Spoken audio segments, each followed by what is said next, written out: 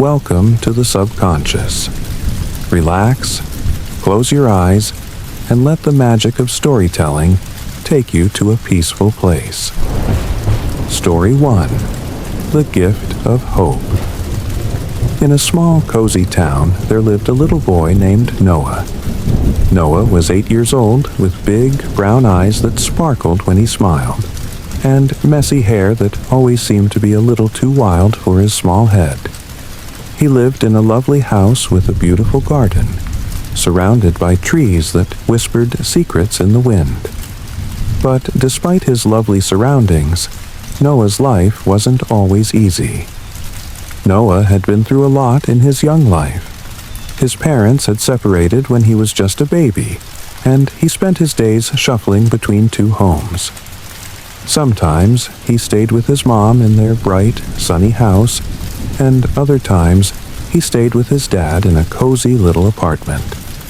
But no matter where he was, something always felt missing. It was as though a piece of his heart was incomplete. Noah loved his parents, of course. His mom, Emma, was warm and kind, always with a smile and a hug ready for him. His dad, Liam, was funny and playful, always full of laughter and stories. But despite their love, they were often busy, and Noah couldn't help but feel like they weren't there enough for him. Sometimes he would watch his friends at school, running around with their families, and a deep longing would grow in his heart. He just wanted his family to be whole again. One evening, after a long day at school, Noah sat on his bed, staring out the window. The sky outside was a dull gray, and he could hear the sound of raindrops pattering softly on the roof. It felt like the world around him was as heavy as his heart.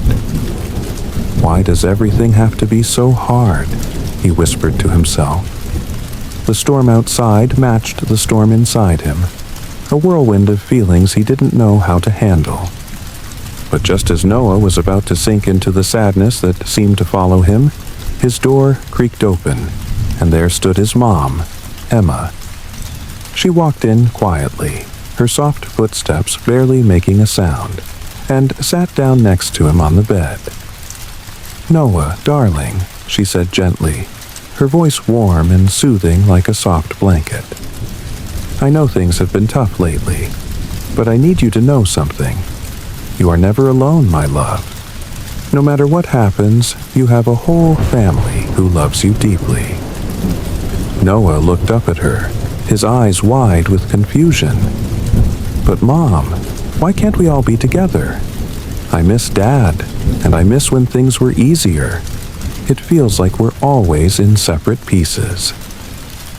Emma took a deep breath, brushing a stray curl from his forehead.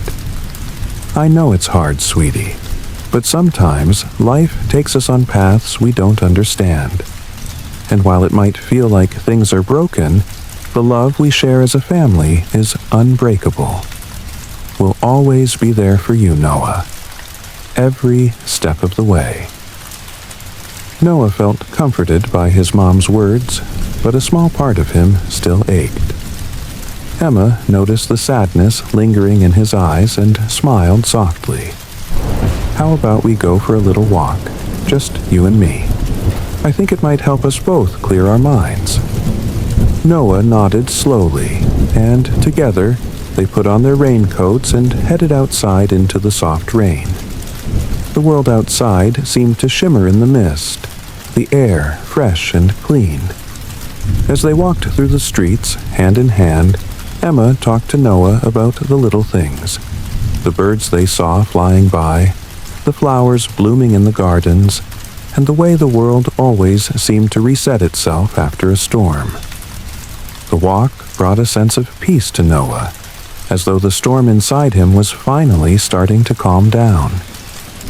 As they walked, he realized that maybe things didn't need to be perfect to be good. His parents might not always be together, but they were there for him in their own way. And for now, that was enough. As they returned home, Noah felt lighter, as though a weight had been lifted from his heart. He knew that, no matter what, he was loved, and that was the most important thing in the world. The next morning, after a peaceful night's sleep, Noah woke up feeling different. The heaviness in his heart had lifted, and although the rain had stopped, the world seemed brighter than it had in days. He was sitting at the kitchen table, eating his cereal when his mom entered the room, a soft smile on her face. "Good morning, my sunshine," she said, sitting down across from him. Her voice was full of warmth, and it felt like the whole room lit up whenever she spoke. "Good morning, Mom," Noah replied, his voice still a little quiet, but there was a spark in his eyes that hadn't been there the night before. "I've been thinking, Noah," Emma continued, stirring her tea thoughtfully. "You know how we've always had to switch between homes and visit Dad on the weekends." Noah nodded, chewing his cereal slowly, unsure where the conversation was heading. "Well," Emma said, her voice gentle but firm, "I think it's time for something new, something that might help us feel more whole again." Noah's ears perked up. "What do you mean, Mom?" Emma paused for a moment before continuing, her eyes thoughtful. "How would you feel if we tried living together full time? Maybe, just for a while. I know things have been hard with your dad and me not living in the same house, but I think we can give it a try. What do you think?" Noah's heart skipped a beat. Could it be true? Could he really live with both of his parents under the same roof at the same time? He had always dreamed of this, but it felt too good to be real. "But what about Dad?" Noah asked hesitantly, unsure if his mom had spoken with his dad about this idea. What if he didn't want to? Emma smiled, her eyes sparkling with love and confidence. "I've talked to him, and he's on board. We both want you to feel happy, Noah. We both want to be there for you, and I think this could be a really good change for our family." Noah's heart swelled with a warmth he had never felt before. A full family, together again. It sounded like the perfect dream. He couldn't imagine a life where they were always together under one roof. And yet, here was his mom, making it sound like it might really happen. That afternoon, Emma and Noah sat down to pack up his things. There was excitement in the air, and although Noah had never felt this hopeful before, he couldn't help but feel nervous too. What if things didn't go well? What if living with both of his parents all the time wasn't as easy as it seemed?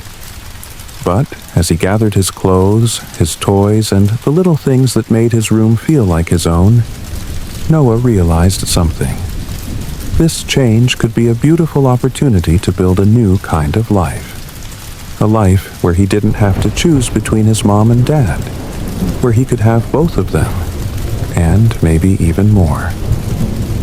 As they packed up Noah's things, Emma told him more about their plan. "We're going to try this for a little while, just to see how it feels. If it works, then we'll keep going. But if it doesn't, we can always figure out something else." Noah felt a little comforted by his mom's words. She wasn't pressuring him to make this work. She just wanted him to feel safe, happy, and loved. That evening, as the sun began to set, Emma and Noah drove over to Liam's apartment. Noah's heart raced as they pulled up in front of the building. He hadn't been there in a while, and he wondered how his dad would react to the big change.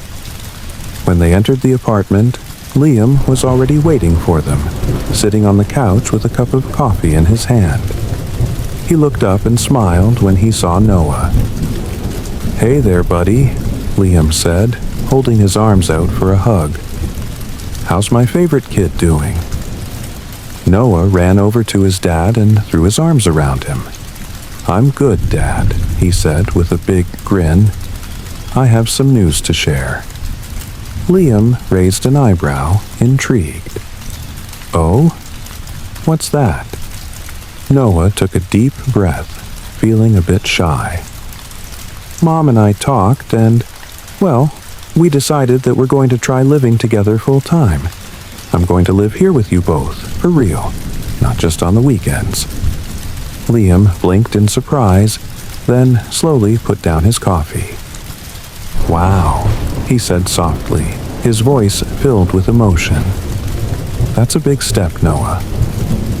Noah looked up at his dad, his heart beating a little faster. "Do you think it'll work, Dad?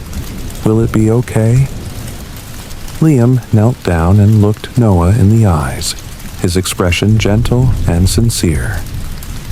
"Buddy, we're going to try our best, and no matter what happens, we're going to make it work. Your mom and I love you so much, and we'll always be here for you, no matter what." Noah felt a wave of relief wash over him. His dad was on board, and he could see the love and determination in his eyes. This could really work. He wasn't just dreaming, it was happening. The days that followed were a whirlwind of change. As Noah's belongings were settled into the cozy house he once shared with his mom, the world around him felt different, softer somehow, like a warm embrace. Emma and Liam had worked together to create a space that reflected their new life. It wasn't perfect, but it was theirs, a place where love and laughter could grow. Noah had his own room now, a small but peaceful space with a window that opened up to a garden full of flowers.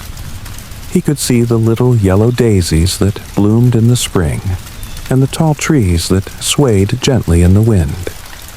The sight of the trees calmed him, like the whispering leaves were telling him that everything would be okay. The house was filled with the sound of birds chirping and the smell of fresh flowers from the garden. It felt like a new beginning. The mornings had a new rhythm. Emma would wake up early, humming a gentle tune as she prepared breakfast. The scent of pancakes filled the air, and Noah would always be there to sit at the table, ready for the day. Sometimes Liam would join them in the kitchen, making jokes and playfully nudging Emma as they worked together to get Noah ready for school.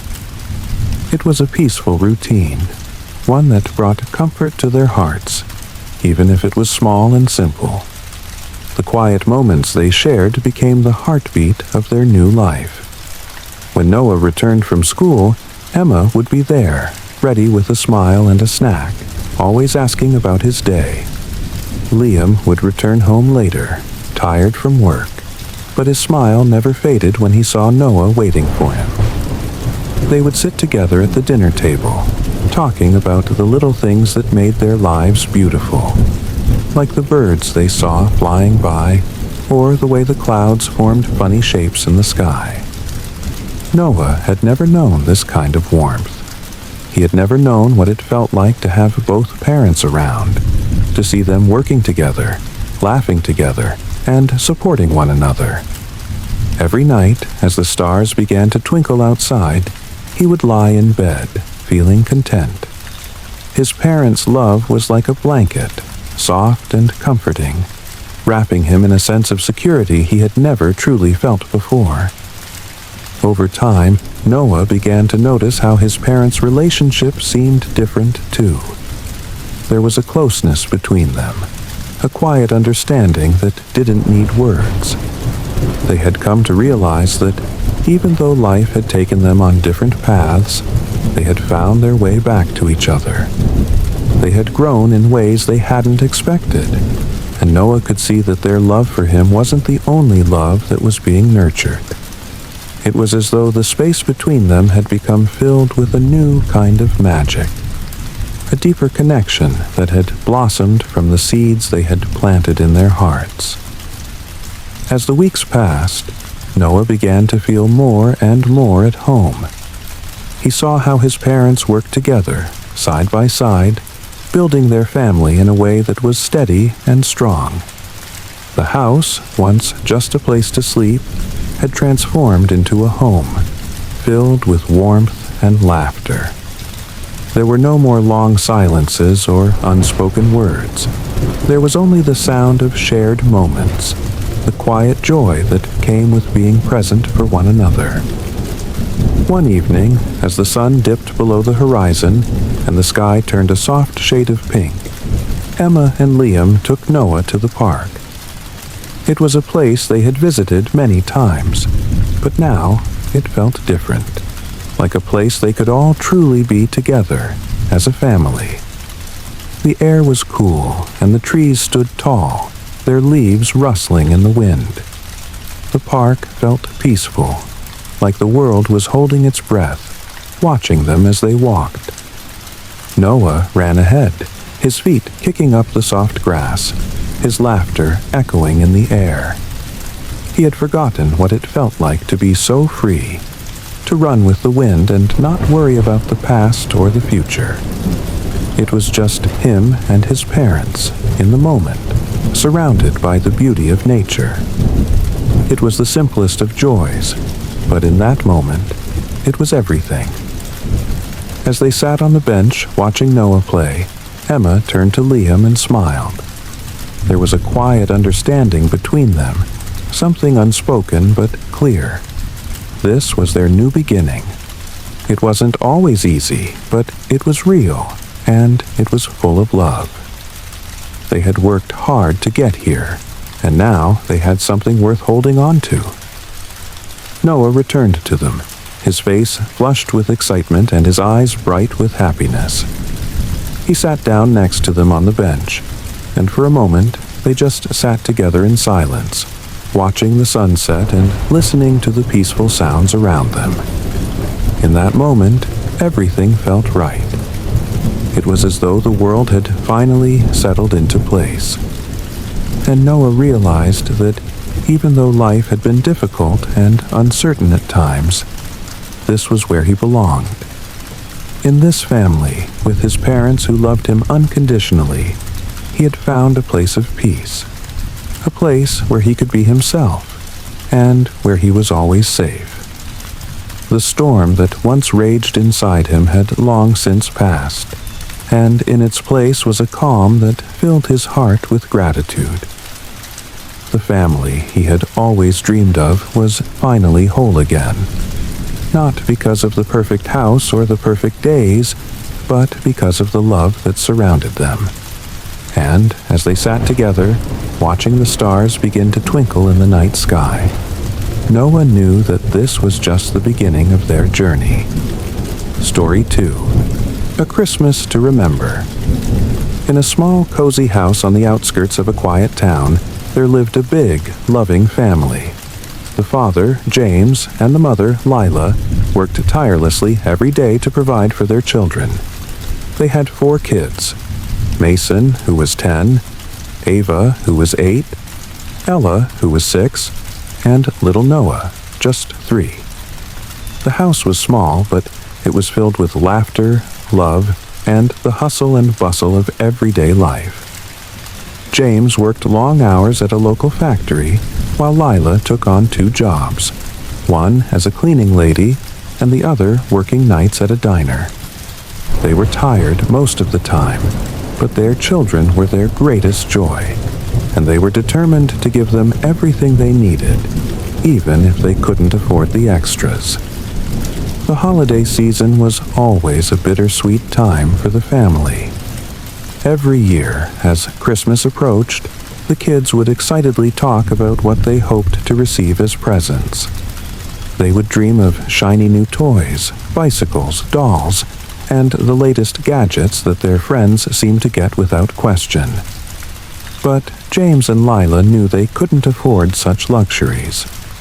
The money they earned was barely enough to cover the basics: food, rent, and the bills that seemed to pile up endlessly. Each Christmas, the kids made do with whatever they could get: handmade gifts, second-hand toys, or just the joy of being together as a family. It wasn't that they didn't want to give their children the world. It was simply that they didn't have enough to do so. But no matter how tight things were, James and Lila always made sure that their home was filled with the warmth of love and the spirit of togetherness. One cold December evening, as the snow gently fell outside, the family sat together in their small living room. The smell of freshly baked bread wafted from the kitchen, and the crackling of the fire filled the room with a sense of comfort. The children were playing on the floor, laughing and pretending with old toys that had been passed down through the years. There was an old dollhouse that had seen better days, a few stuffed animals with missing limbs, and a collection of wooden cars that had long since lost their paint. But to the children, they were treasures. They were their toys, their companions in a world where imagination was the greatest gift. "Mom, do you think Santa will bring me a new bike this year?" Mason asked, his eyes wide with excitement. Lila smiled softly, brushing a strand of hair from her face. "Well, sweetheart, we'll see. You know Santa's magic doesn't always work the way we expect. But remember, Christmas isn't about the presents. It's about the love we share." Mason nodded, but there was a flicker of disappointment in his eyes. He had been asking for a new bike for months, and he had heard his friends talking about the shiny new bikes they were getting for Christmas. Still, he didn't say anything more. He knew his parents were doing the best they could. Ava, sitting beside her brother, chimed in. "I'm going to ask Santa for a new doll. My old one is missing an arm, but I love her just the same." She looked down at her raggedy old doll, clutching it tightly to her chest. "Me too," Ella said, smiling at her sister. "I just want a little toy that I can call my own. A toy that's just for me." Noah, the littlest one, toddled over and climbed into his mother's lap, his small hands reaching up to touch her face. "Mama, toy," he said, his words a bit unclear, but filled with the innocence of a child who didn't know the difference between the toys he wanted and the ones he already had. Lila hugged Noah tightly, her heart aching with the love she had for her children. She kissed his forehead and whispered, "I know, sweetheart. We all want toys, but you have the best gift of all, don't you? A family who loves you so much." The children nodded, smiling up at her, though a small part of them still longed for the shiny new toys they had seen in stores or heard about from their friends. But they didn't complain. They knew their parents worked hard, and they were grateful for everything they had. Later that night, after the children had gone to bed, James and Lila sat together in the dim light of the living room. The fire was dying down, and the house was quiet except for the occasional crackle from the hearth. "I wish I could give them everything they want, Lila," James said, his voice heavy with emotion. "I wish I could buy them those toys, the bikes, the dolls. I just don't know how we're going to do it this year." Lila placed a gentle hand on his shoulder, her eyes filled with understanding. "I know, James. I wish that too. But they're happy. They have what matters most. Us. And that's enough." James sighed, running a hand through his hair. "I know. I just want to do more for them. I want to make Christmas special. But it feels like no matter how hard I work, it's never enough." Lila looked at her husband, her heart full of love for him. "You're doing enough. You always have. And one day, things will be better. We just have to keep going. Keep working hard." James nodded, though he couldn't shake the feeling that he was failing his children. He didn't know how much longer they could keep up this hustle. They had been struggling for so long, and the thought of another Christmas without presents, without the joy that other families seemed to have, weighed heavily on him. But what James didn't know was that things were about to change. That very night, as he lay awake thinking about how to make things better for his family, an unexpected opportunity would come his way. A chance that would change everything. The next day, as the morning light filtered through the frost-covered windows, James set off for work as usual. His job at the factory had been a part of his life for years now, and though it paid the bills, it never quite felt like it was enough. The work was hard, the hours long, and the pay just enough to keep the family afloat. Still, he showed up every day because he knew that the most important thing was providing for his family. No matter how tired he was, he couldn't afford to stop. As James walked into the factory that morning, he was greeted by Mr. Harris, the factory manager, with a somber look on his face. James felt a knot form in his stomach. He had been with the company for over a decade, and though Mr. Harris was usually a friendly, easygoing man, today something felt different. "James," Mr. Harris began, his voice a little more serious than usual, "I need to talk to you for a minute." James followed him to the break room, his mind racing with questions. Had something gone wrong? Was there a cut in hours, or worse, a layoff? "James," Mr. Harris continued, "I know this is sudden, but we've had a big opportunity open up at one of the partner companies, and they're looking for someone to take on a management position. You've been with us for a long time, and I've seen the way you work, the dedication, the hours you've put in. I'm offering you a chance to take this job." James blinked in surprise. The thought of a management position had never even crossed his mind. He had worked hard at his current job, yes, but he had always assumed that people who got promoted were the ones with degrees or years of experience in management. People who had the right connections. I'm honored, Mr. Harris, but I don't think I'm qualified for that kind of role," James said, his voice filled with doubt. "I've been working on the floor for years. I don't have any management experience." Mr. Harris smiled reassuringly. "James, you have everything you need. You know the factory inside and out, and you've got the work ethic that's rare these days. This job will require a lot of hard work, but I believe you can do it. The position comes with a significant raise, and it could give you the stability you've been working so hard for. Think about it, James. I want you to have this." James felt a wave of emotions wash over him.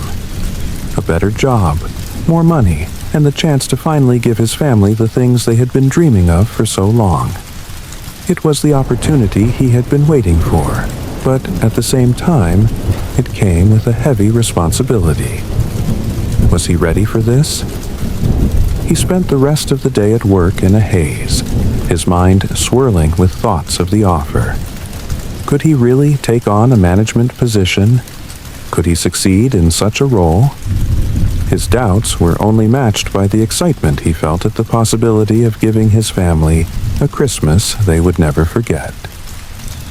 When he returned home that evening, Lila noticed the change in him immediately. He was quieter than usual, lost in thought. "James, what's wrong?" she asked gently as they sat down for dinner. James took a deep breath and looked at her, his eyes filled with a mix of hope and uncertainty. "Lila, something happened at work today. Mr. Harris offered me a management position. It's a big step, and it comes with a raise. A big one. But I'm not sure if I'm ready. It feels like a lot, and I don't want to mess it up." Lila's eyes widened with surprise, and then a smile slowly spread across her face. "James, this is wonderful. This is everything we've been working for. You've worked so hard. I know you can do it. And with the raise, we'll be able to give the kids everything they've wanted this Christmas. We'll be able to finally give them a real Christmas." James ran a hand through his hair. "But what if I fail? What if I can't handle the pressure? I've never been in charge of anything like that before. It's so different from what I'm used to." Lila reached across the table, taking his hand in hers. "James, you're the most hardworking, dedicated man I know. You've given everything for us, and now it's time for us to show you that we believe in you. You don't have to do this alone. We'll be with you every step of the way. We've got this together." Her words brought him comfort, and for the first time that day, James felt a flicker of confidence. Maybe he could do this. Maybe this was the opportunity he had been waiting for. And maybe, just maybe, it was the answer to the prayers he and Lila had whispered to each other in the quiet of the night.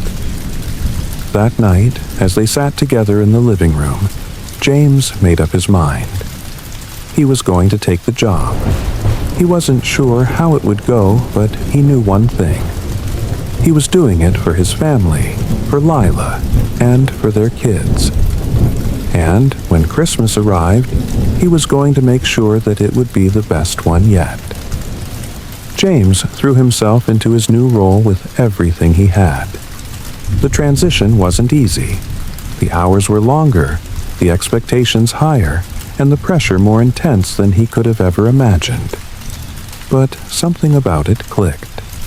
He was used to hard work, to putting in long hours, and now, instead of performing tasks as part of a team, he was guiding others, making decisions that impacted the factory's success. The responsibility was enormous, but with each passing day, James felt a growing sense of pride. He was proving to himself and to Lila that he could do this. The first few weeks were a blur of meetings, training, and adjusting to the new pace. James would come home late at night, exhausted but satisfied. He was learning quickly, impressing his superiors, and earning respect from his colleagues. Slowly but surely, he began to feel the weight of his hard work being lifted, replaced by a sense of accomplishment. His family could see the change in him, too. He wasn't just surviving anymore. He was thriving. But even with all the progress, there were still moments of doubt. James would lie awake at night, staring at the ceiling, wondering if he was doing enough. He thought about the children and how much they had always wanted more than what they had been able to afford. He thought about the Christmases when they had to make do with homemade gifts, and how he had always felt like he couldn't quite provide them with what they deserved. But now, with this new opportunity, he could change that. As December rolled in, the air became colder, and the first snowflakes began to fall. James felt a sense of anticipation building inside him. Christmas was just around the corner, and this year, it was going to be different. He had saved every penny from his raise, putting aside the money to give the kids a Christmas they would never forget. The first week of December was busy at the factory, with orders piling up and deadlines looming. But James was more determined than ever. He had a goal now, a reason to keep pushing. He stayed late at work, volunteering for extra shifts, knowing that the extra hours would bring him closer to the dream he had for his family. One night, as he sat at the kitchen table, counting the last of his savings for the month, Lila walked in with a warm smile, her face glowing from the kitchen light. "James, you've been working so hard. I can see how much this means to you, and I know it's not easy." James looked up at her, his eyes tired but filled with love. "It's worth it, Lila. I'm doing this for us, for the kids. I want to give them a Christmas they'll always remember." Lila's eyes softened, and she crossed the room to sit beside him. "I know you do, and I'm so proud of you. I don't care about the presents or the things. We already have everything we need, but I know how much it means to you to see them happy." James took a deep breath, his hand resting on the table. "I just want them to have what they deserve, Lila. They're so amazing. They've never asked for anything more than what we could give them, and it breaks my heart to think they've always had to make do. This year will be different." The weeks leading up to Christmas flew by in a blur of work, but the sense of excitement in James's heart never wavered. Every day he could feel the change coming. He knew that when he finally walked through the door on Christmas morning, he would be able to give his children the surprise of their lives. James and Lila spent the night before Christmas wrapping presents, their hands moving with practiced ease as they carefully placed each gift under the tree. The children were asleep, unaware of the surprises that awaited them. There were dolls, action figures, bikes, and even a shiny new toy train set that James had always dreamed of giving them. It wasn't just the toys that made James's heart swell with joy. It was the thought of the smiles on their faces when they woke up and saw the gifts, the look of pure happiness that would light up their eyes. By the time the clock struck midnight, everything was ready. The tree was surrounded by gifts, the stockings were hanging by the fireplace, and the house was filled with a quiet sense of peace. Lila and James sat together on the couch, their hands intertwined, their hearts full. "It's going to be the best Christmas ever," Lila said softly, leaning her head on James's shoulder. James smiled, feeling a sense of fulfillment he had never experienced before. "We did it, Lila. We made it happen." As they sat there, the sound of children's laughter filled the house. Mason, Ava, Ella, and Noah had all woken up early, their eyes wide with surprise as they took in the sight of the tree, the presents, and the stockings overflowing with treats. They rushed into the living room, their faces lit with joy, shouting in excitement as they tore into the wrapping paper and discovered the gifts James and Lila had worked so hard to provide. Mason's eyes lit up when he saw the shiny new bike. "It's just like the one I always wanted," he exclaimed, his voice filled with wonder. Ava hugged her new doll tightly to her chest, a look of pure happiness on her face. "Thank you, Santa," she whispered. Ella squealed with delight as she opened her toy set, and little Noah clapped his hands, laughing as he discovered a colorful ball and a soft, stuffed animal. James and Lila watched with tears in their eyes, their hearts full of pride and love.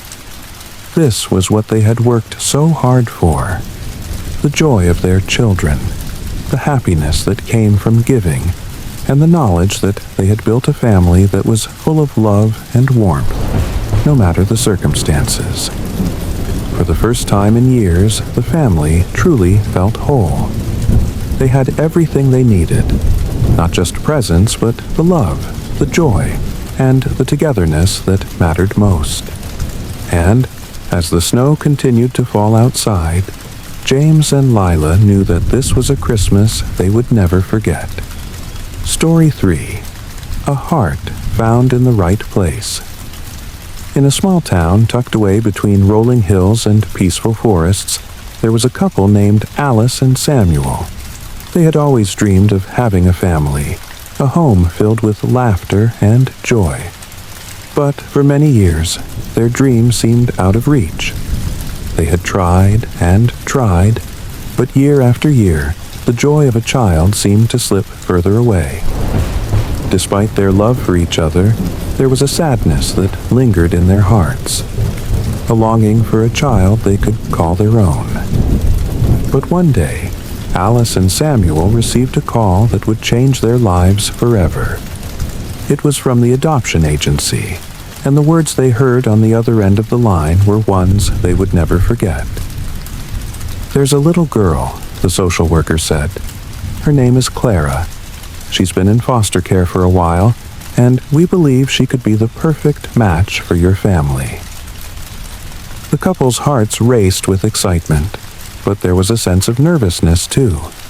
They had heard so many stories about adoption, some beautiful, some heart-wrenching.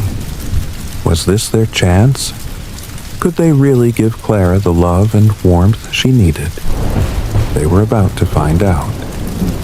Alice and Samuel quickly arranged to meet Clara. They knew they had to be patient to let the process unfold naturally. But as the day of their meeting approached, they couldn't help but feel a mixture of excitement and nervous anticipation. What would she be like?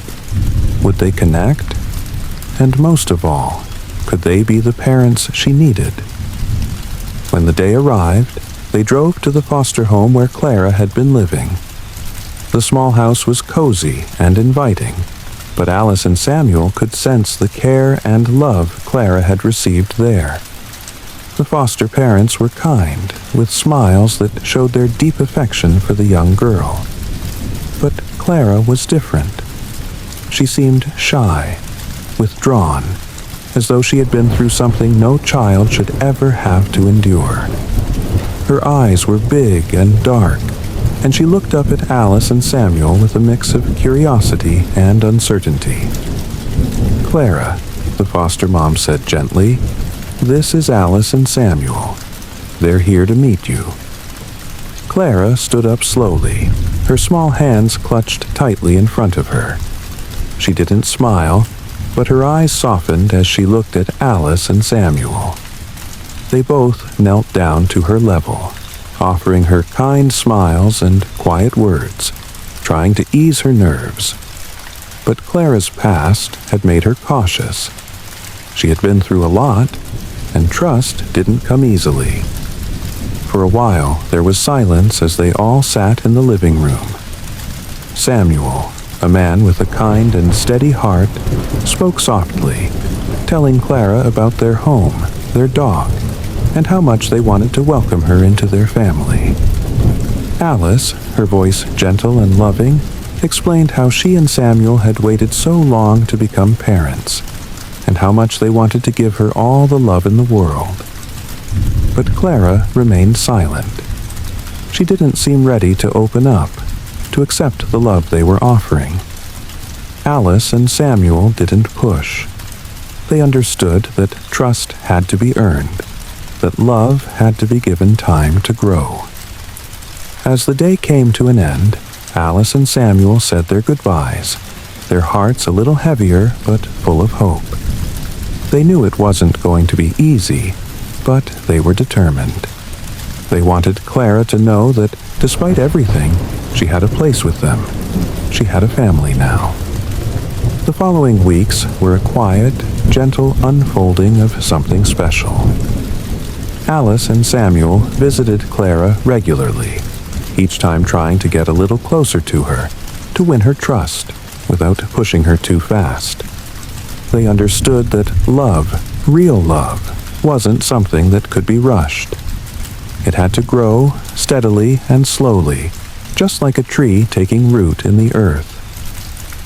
The first few visits were mostly quiet. Clara would look at them with those large, dark eyes, full of questions she couldn't yet put into words. She didn't smile much, and her answers were short, her words guarded. Sometimes she would ask about the house, or the little dog Alice had told her about, but she never seemed eager to share much about herself. It was clear that Clara had been hurt. Her past had made her wary, and she had learned to keep her distance, to protect herself from being let down again. But Alice and Samuel didn't mind the silence. They understood.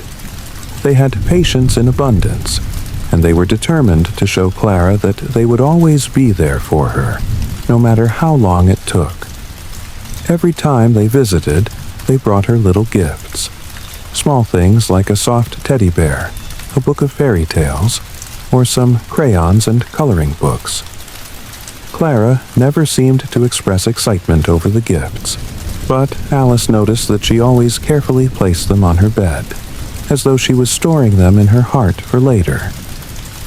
One afternoon, as the sun was beginning to set, casting a soft golden light through the windows of the foster home, Alice and Samuel were sitting on the couch with Clara, waiting for her to warm up to them. It was a slow process, but they could see tiny signs that gave them hope. Clara had begun to ask more questions about their home, and she was starting to smile just a little when Samuel would make silly faces to make her laugh. That evening, they sat in the garden behind the foster home. The flowers were blooming, and the smell of fresh earth and green leaves filled the air. The birds were singing, and the breeze was gentle against their skin. Clara sat on the grass, her fingers tracing the outline of a small flower. Her back hunched slightly as though she was unsure whether to allow herself to fully relax. Alice and Samuel sat beside her, quietly watching her. They didn't say much at first, respecting the quiet space Clara had carved out for herself. But then Alice spoke softly, her voice tender like a quiet lullaby. "Clara, I know it's not easy to trust us.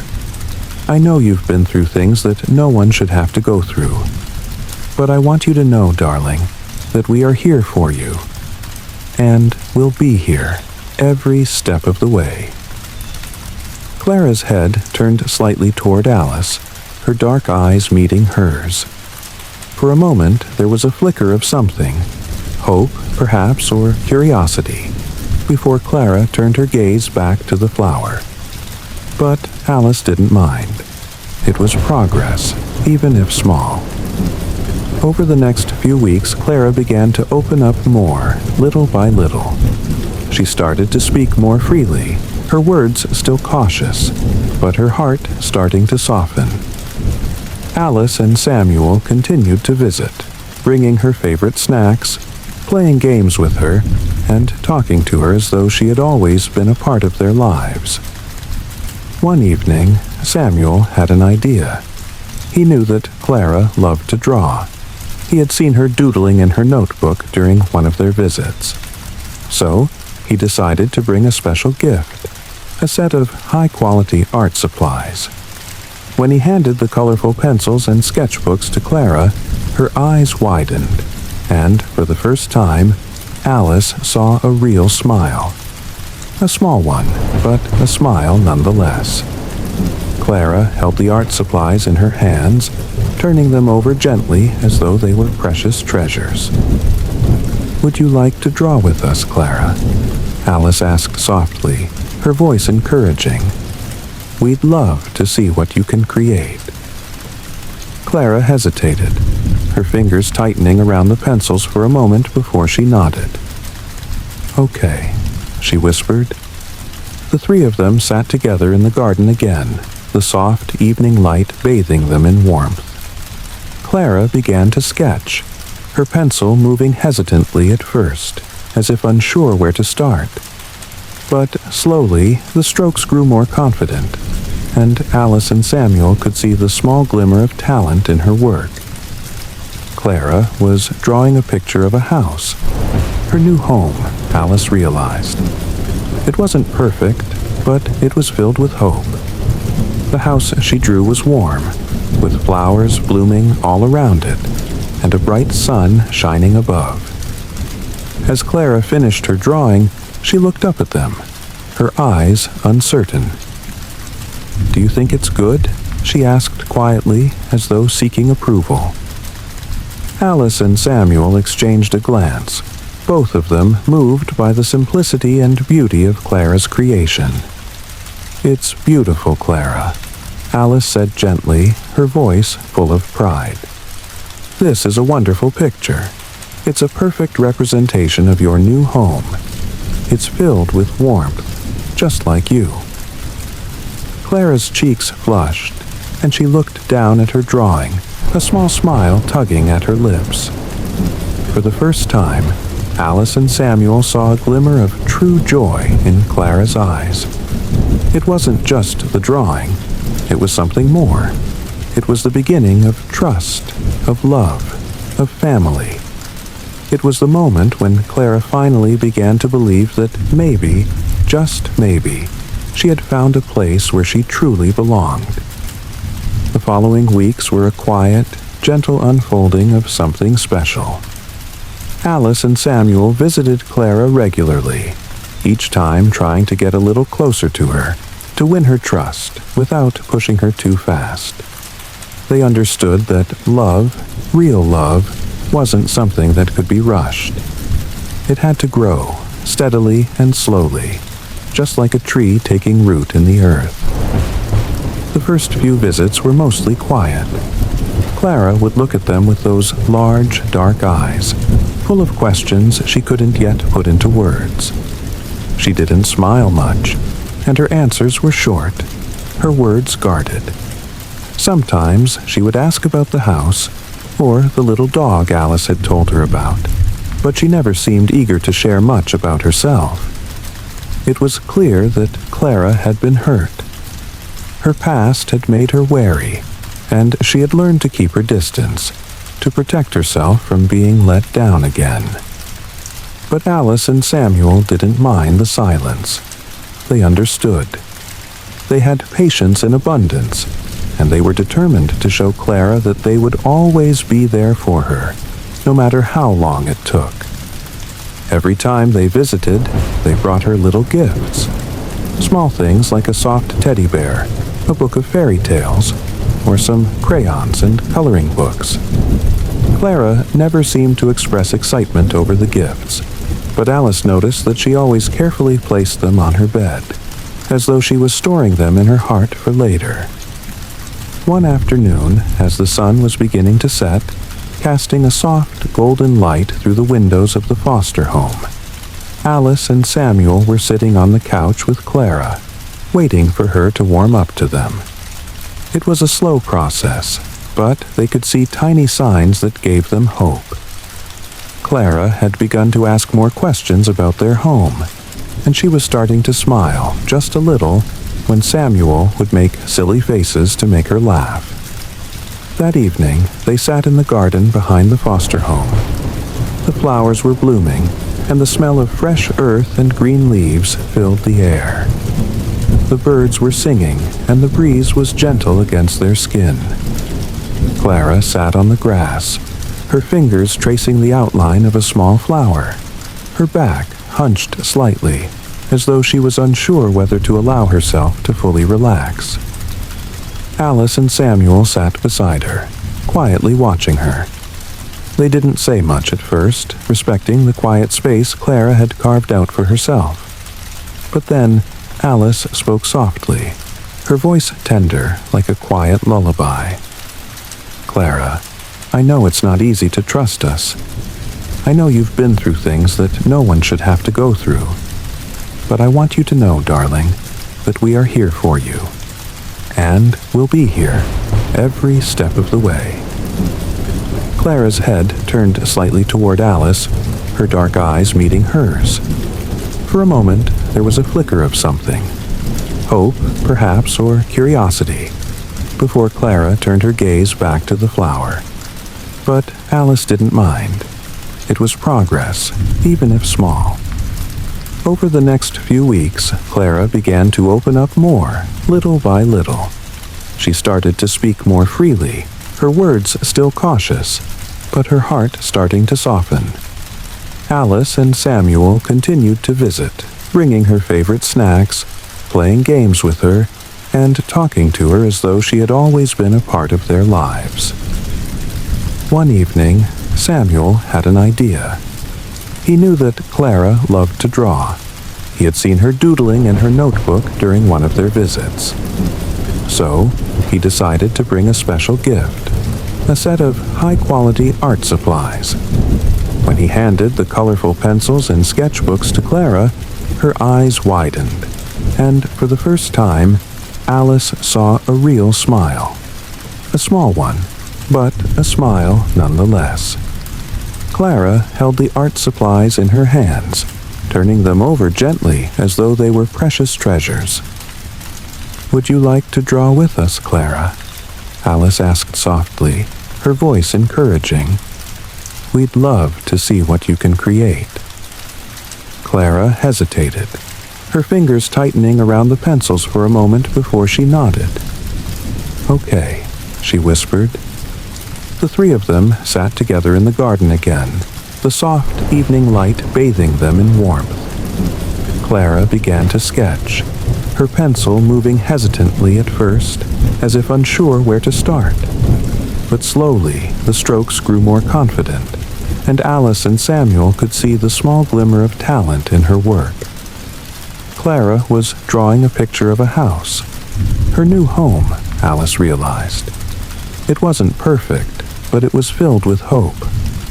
The house she drew was warm, with flowers blooming all around it, and a bright sun shining above.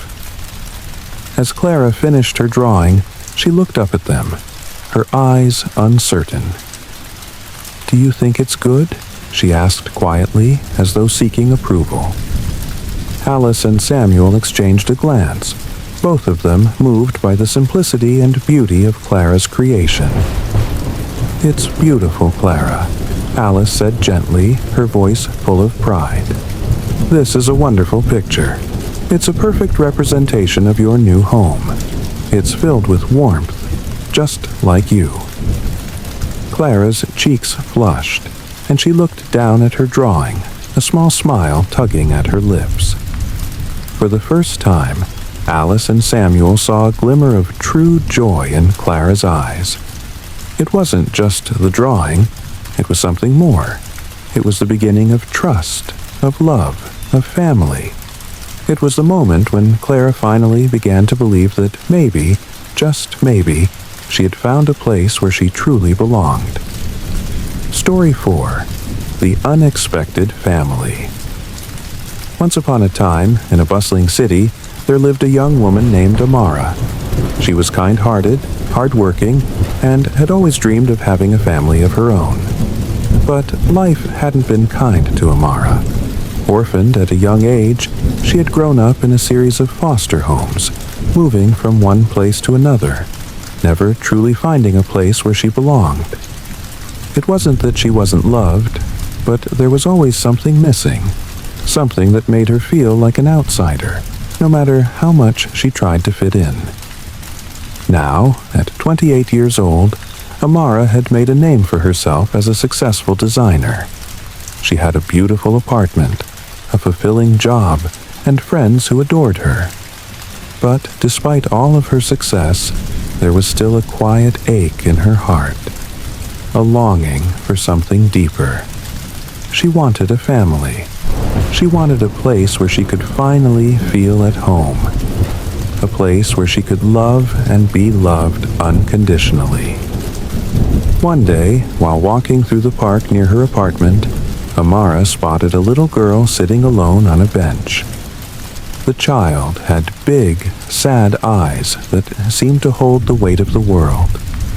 Her clothes were ragged, and she looked out of place like a small, lost soul in a world that had forgotten her. Amara's heart went out to her, and she approached the girl gently, crouching down so that they were eye to eye. "Hey there," Amara said softly. "Are you okay?" The girl looked up at Amara, her eyes wide with surprise but not fear.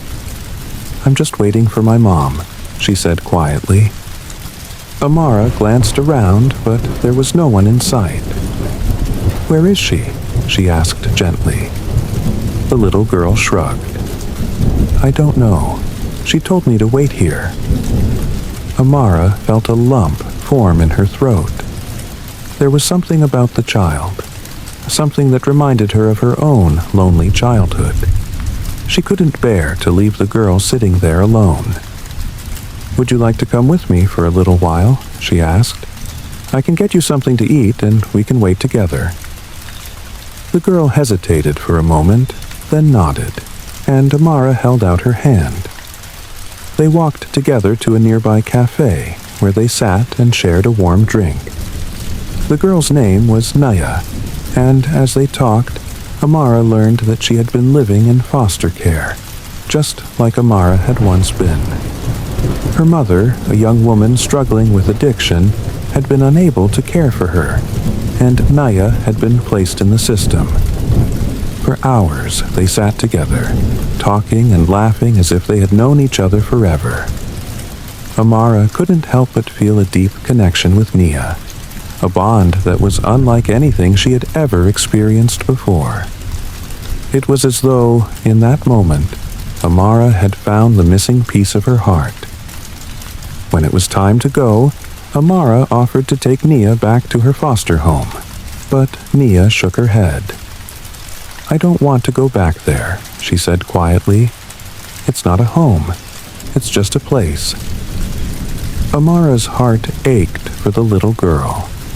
She knew exactly how it felt to be in a place that wasn't really home. Without thinking, she placed her hand on Nia's shoulder and said, "You can stay with me for a little while, if you'd like. I can give you a real home." The moment the words left her mouth, Amara knew she had made a promise she couldn't take back. But she didn't care. The truth was, she had never felt so sure of anything in her life.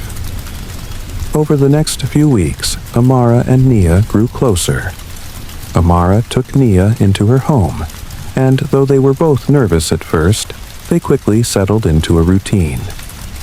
Amara took care of Nia's needs, enrolling her in a new school and making sure she had everything she needed. Nia, in turn, brought a lightness and joy to Amara's life that she had never experienced before. The apartment that had once felt empty and cold now felt warm and full of life. As time went on, Amara found herself falling more and more in love with Nia. It wasn't just the affection she had for her. It was the deep bond of family that they were building together. For the first time in her life, Amara felt truly complete. She had someone to care for, someone to love, and someone who needed her as much as she needed them. But even as they grew closer, there was something Amara didn't know. A truth that Nia had been keeping from her.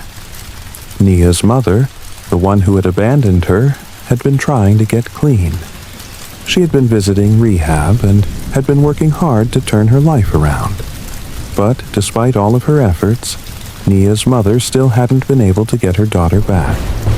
And though she wanted nothing more than to give Nia a better life, she knew she couldn't do it on her own.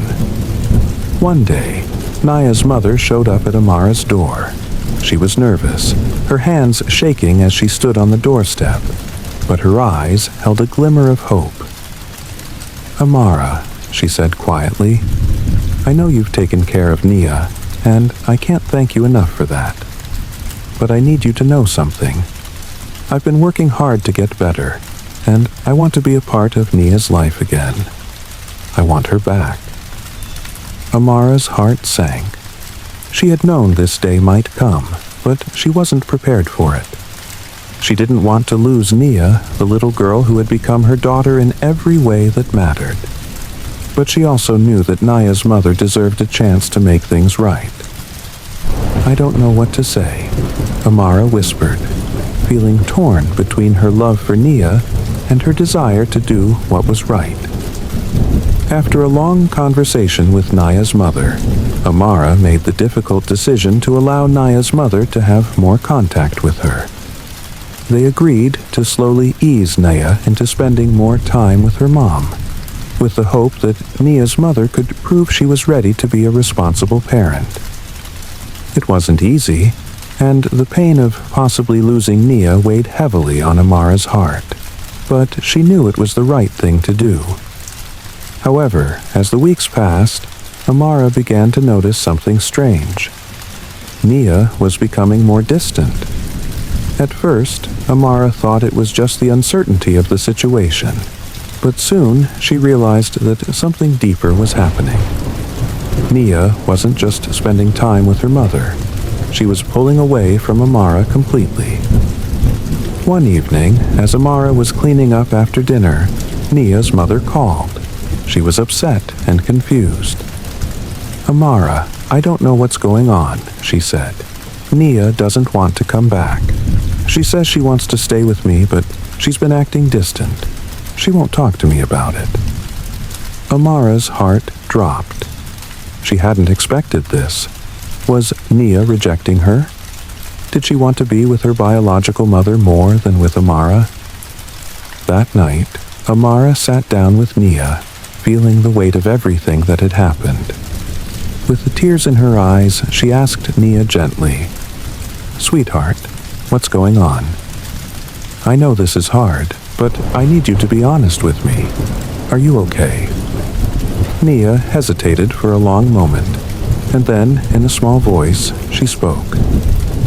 "Amara, I love you," she said quietly, "but I've realized something. I don't want to choose between you and my mom. I want both of you. I don't need to decide which one of you is my family. You both are." Amara's eyes widened in shock, and a wave of realization hit her. This wasn't a story of rejection. This wasn't a choice between one parent and the other.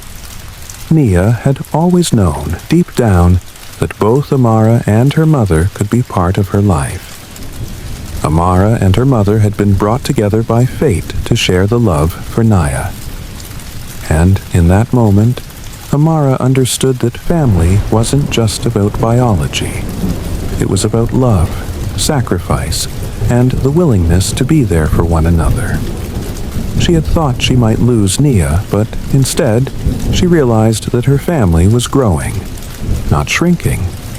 And together, they could give Nia everything she needed: 2 homes, 2 loves, and the belief that she was loved by both her mom and Amara, no matter what. The twist of fate was that Amara hadn't just found a daughter. She had found a family that would be bound together forever, not by blood, but by love.